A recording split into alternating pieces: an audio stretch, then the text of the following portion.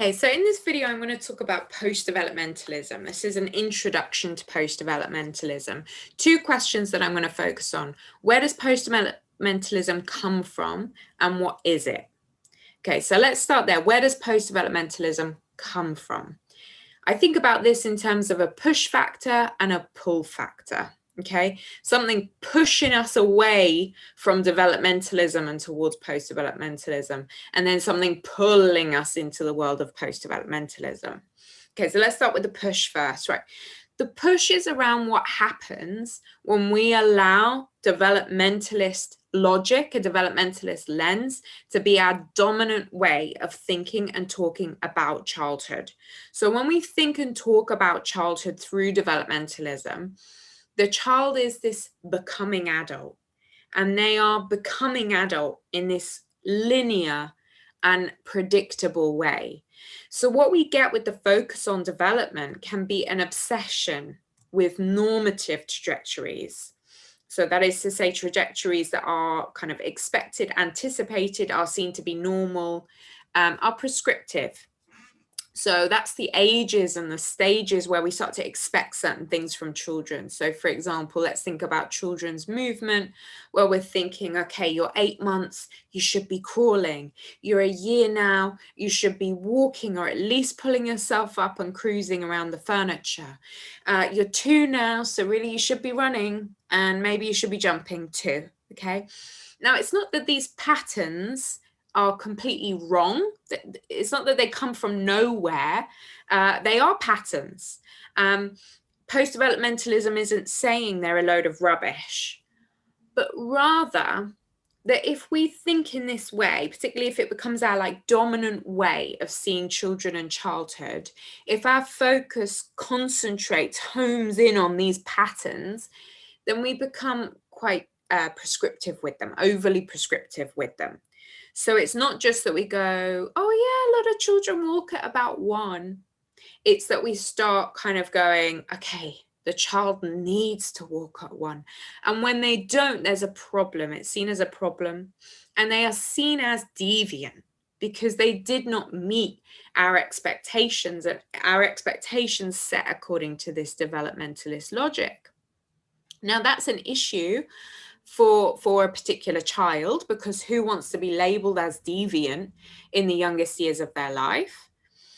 But it's also a problem at a societal level, because it's really not random which children tend to meet the milestones and the expectations and which children don't.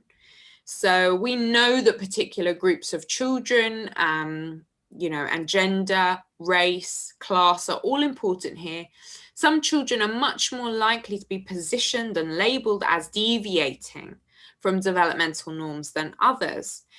Some children are much more likely to be branded as problematic because they don't meet these developmental expectations. So there's an issue here with the developmentalist lens, a social justice issue. And that's really what the seminal work of Erica Berman in this field puts forward, herself a developmental psychologist, but kind of pushing against this idea that there is a kind of an archetypal way in which children develop. And if you don't develop in that way, you're a problem. So she really kind of begins to put forward this need to go beyond development from a social justice perspective. So that's the push factor. But there's also a pull factor. There's also something drawing us into post-developmentalism, which is not just about rejecting something or disrupting something over there. So it's not just that developmentalism is problematic.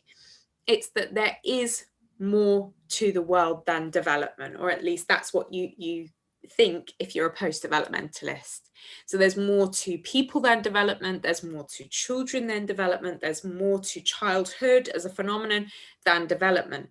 So post-developmentalism asks the question, what are we missing when we only look at development? What are we missing when we obsess over children's development? What are we missing about children, about childhood, about the wider world when we see children only as becoming adult? What are we missing about ourselves, our own lives, about our own collective life on this planet when we see children and childhood in this way? So post-developmentalism gives us a launch pad for going beyond development. It says, okay, there's far more to life than development. It's not the case that development isn't happening or is a load of baloney, but if we focus on it exclusively, we miss a lot. Okay, so that's where post-developmentalism comes from. Yes, it's a pushback against the normative nature of developmentalism as a dominant paradigm, but it's also a move towards more than development. The question, what else is here? So how do we define it? How do we define post-developmentalism? Okay, I'm going to offer up an imperfect definition. And I'm going to invite questioning and reworking of this definition, but I'm going to offer up this imperfect definition. Here goes. Post-developmentalism is a theoretical orientation that aims to go beyond the dominant paradigm of developmentalism in the ways that we see and explore childhood. Now, there are two things to say about this definition and the way that I'm positioning post-developmentalism here. First, it's important to recognize that clearly what I'm saying is this is an umbrella term. There are many different ways that you could theoretically orientate yourself in order to go beyond the dominant developmentalist lens. So there are many different theoretical orientations within post-developmentalism. So it probably isn't really enough just to say, I'm post-developmentalist and leave it at that, because there are many ways to be post-developmental. So for example, it might include socio-cultural approaches to learning to childhood. It might include post-humanist perspectives or new materialist perspectives or feminist perspectives or post-colonial theory or social semiotics or many, many, many different theoretical orientations can be seen in this post-developmentalist way.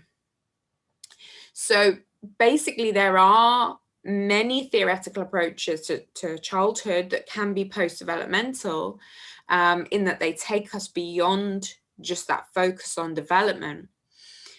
What these approaches have in common is that they tend to be about opening out childhood. They tend to be about unpacking childhood rather than seeing childhood as a linear journey.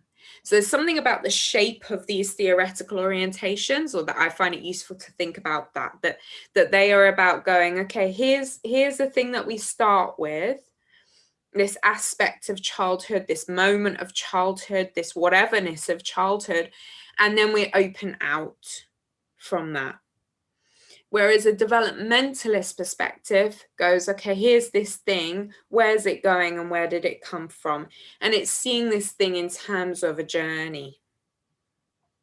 So when we think post-developmentalism, we think opening out, expanding the and kind of logic, rather than the then this, then this, then this, then this kind of logic. The second thing I think it's really important to be explicit about, and I've touched on it in this video, but it bears saying again, is that post-developmentalism is not anti-developmentalism. So post-developmentalists are not saying that development isn't a thing, doesn't happen, isn't a helpful concept sometimes. It's not about refuting that children often do learn to walk at around the age of 1. It's not even about saying that that's not interesting, or that development is a bad thing to kind of focus on or think about or remark on. It's simply about moving from a place of recognition that developmentalism is currently the dominant lens through which we see childhood, and that needs to be questioned and challenged and disrupted. if we are ready to accept that development is not everything and that there are some negative aspects towards kind of preoccupying ourselves with development when we look at childhood and children. So it follows that we need to kind of push back against developmentalism, even while saying that development is interesting or helpful sometimes to think about. Okay, so to summarize, post-developmentalism is about pushing back against the dominance of normative trajectories made popular through the dominant lens of developmentalism, particularly developmental psychology. It's about moving towards new ways of seeing and exploring childhood, which open up new possibilities, not just for understanding children, but ourselves, the world we live in, our existence. It's a theoretical orientation, but it's manifold and multiple.